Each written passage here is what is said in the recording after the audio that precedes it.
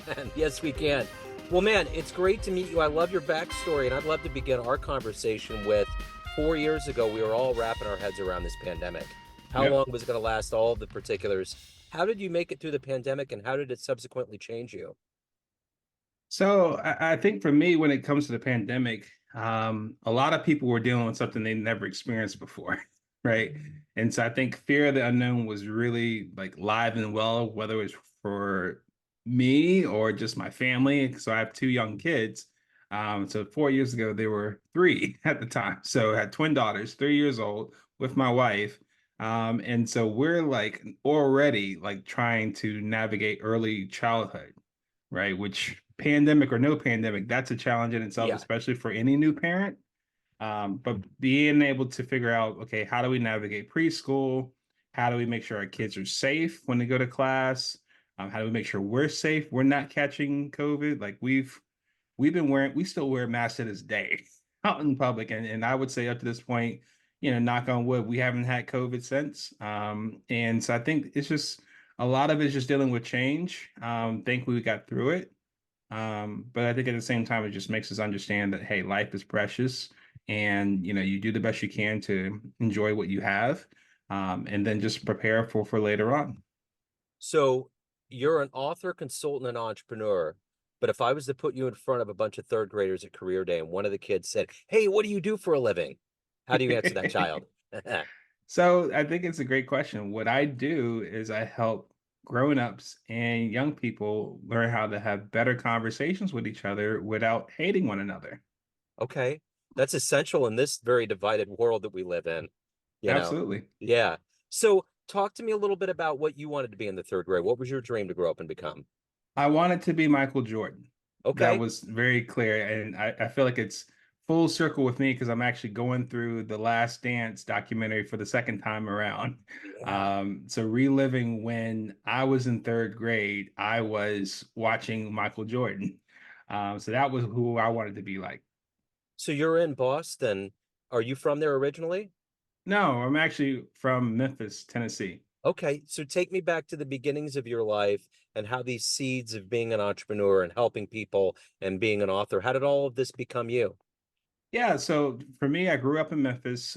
It was my mother, my sister, younger sister, my grandparents. Unfortunately, my dad was not active or present during my life, so my grandfather really stepped in as far as a more present, more consistent father figure.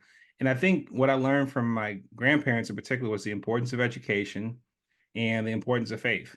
And so I think that, combining that really led me on the right path from like eighth grade on, where I was like the year before was just trying to fit in, wasn't really either doing really well or doing really bad. I was just in the middle. And then something clued in on me to say, hey, like, let's see how you can really do well with this if you really put your mind to it. Um, we're starting to read books like, Rich Dad, Poor Dad back in those days, Black Enterprise magazine. So I started getting exposed to entrepreneurship and business early in like middle school, high school.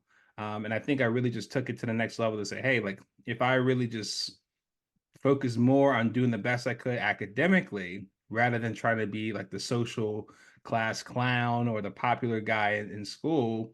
Let's see where this can go. So I went from there to being valedictorian in my eighth grade class, graduate top 10% of my high school class, got accepted to every college I applied to, including Ivy League.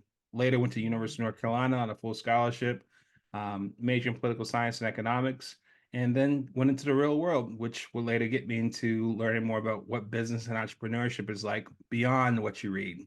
Yeah. So who has been a hero for you, an inspiration for your career path? Outside of my grandparents, it's a good question. I think that when I think about heroes for me, wow, I wasn't prepared to go into this, but I think really like Jesus for me was like my ultimate hero. Sure. It's something that for me, was somebody that knew what he was about, what his purpose was, was absolutely adamant in doing his mission, whether people accepted it or not. And I think even nowadays here, even with the book that I wrote and try to help people have these type of respectful conversations, building a business on my own again at this point. It really comes down to like, what are your core values? What do you stand for? And just being able to be courageous and bold enough to be able to share that for people, to help them, but also understanding that you'll get some opposition along the way. So if you can meet one person alive on the planet right now that you find fascinating, who would you love to meet and talk to? That is alive. Hmm. I probably would say Michael Jordan. Yeah, yeah, yeah. I He's still around. Yeah, totally he is. Um, and I didn't realize he runs an auto racing team and he's got his hands in everything. Yep. Wow. Yep. So what's the best basketball game you ever saw? Best NBA game? So it's funny you ask that because with my kids now at 7, I realize they're at a stage now where they actually start to have memories. Because what I remember was one of the few times I like spent time with my dad, it was with his friends and then his friends' kids. We watched like the 1993 NBA Finals.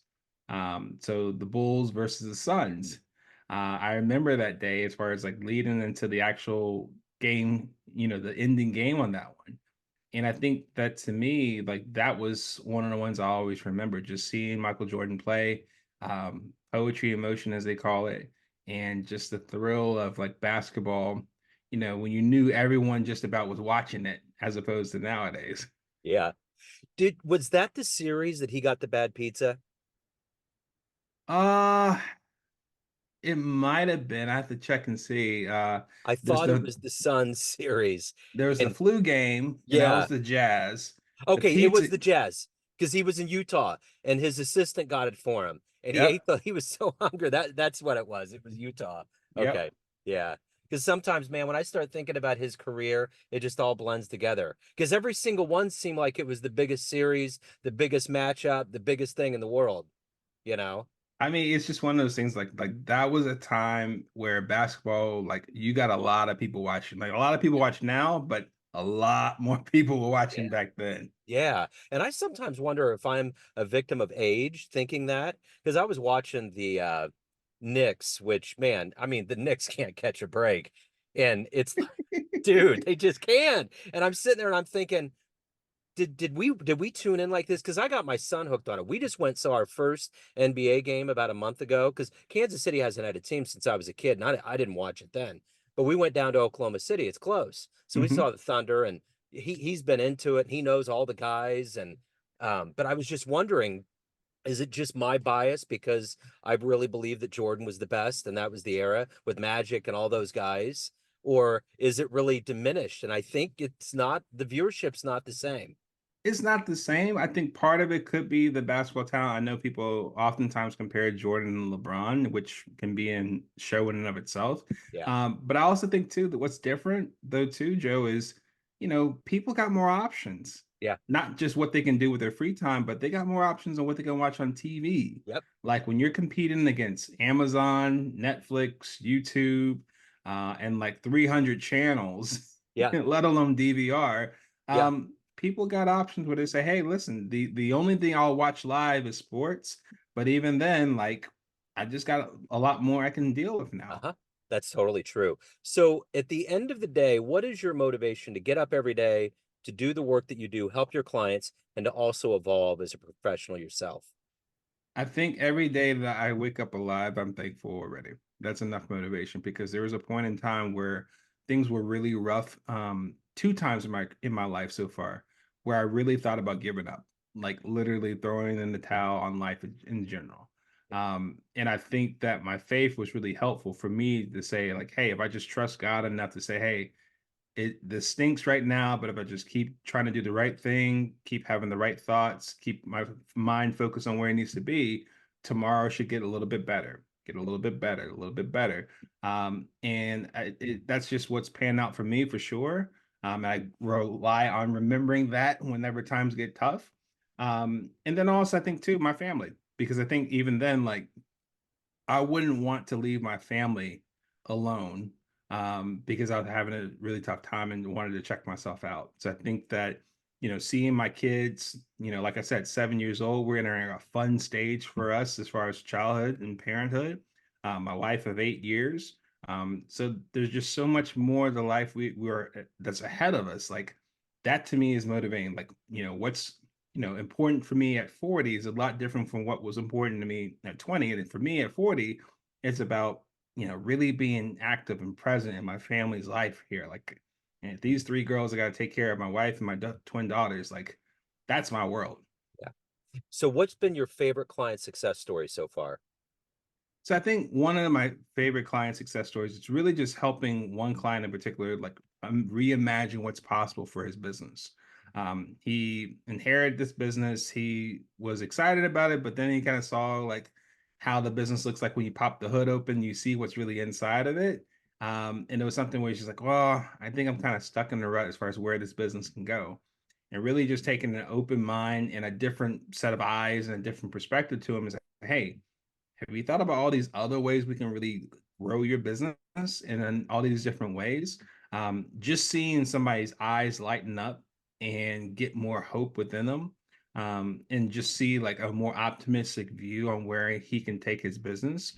To me, even beyond just like, us actually like capitalizing on that and actually like executing on the plan to get to that point, just that enlightenment, just that sense of, oh my gosh, like I can see clearly now. I'm now more encouraged. Those are the times where I feel like the success story really starts and really rings true for me. So at the end of the day, what are you the proudest of all the things that you've done in your life, aside from your family? What are you the proudest of?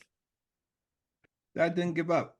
I didn't give up on believing that life is worth living and that, essentially doing the best I could, valuing education, doing the best I can and with every moment, with every day I get, and just seeing how things are panning out so far, just by not giving up.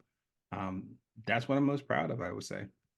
So everyone has a perception of you out there, family, friends, clients, colleagues, but you run the show. What's your perception of you? Who do you think you are?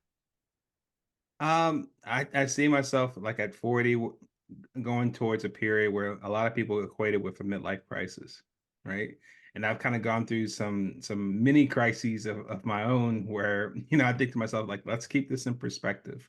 How I see myself is somebody that's just thankful for a new chapter that's unfolding right now in my life. Um, Excited for what it looks like, and really ready to take the bull by the horns here and just say, hey, let me apply everything I've learned these past 39 years, and just apply it to this new canvas, and just excited what kind of masterpiece we can come up with. So if anyone out there wants to reach out, they want to indulge in your company, anything that you do writing wise, any of the good business in your world, where can they go? Yeah, so if they're interested in learning more about, disagree without disrespect, how to respectfully debate with those who think, believe, and vote differently from you, or any of my other books I've written, they can go to Amazon, just look up the name Philip Blackett, or the book title itself. They can go to my personal website, philipblackett.com. And if there's any small business owners or entrepreneurs that are looking to grow their sales, profits, or exit value through the use of AI, head over to my business website, dreambusinessmakeover.com. Excellent, Philip. This has been great, man. Thank you. Thank you for your story. Thank you for the good energy and keep on doing the good work, man. Absolutely. Thanks so much for having me, Joe. Yes, sir. Thank you. Take care.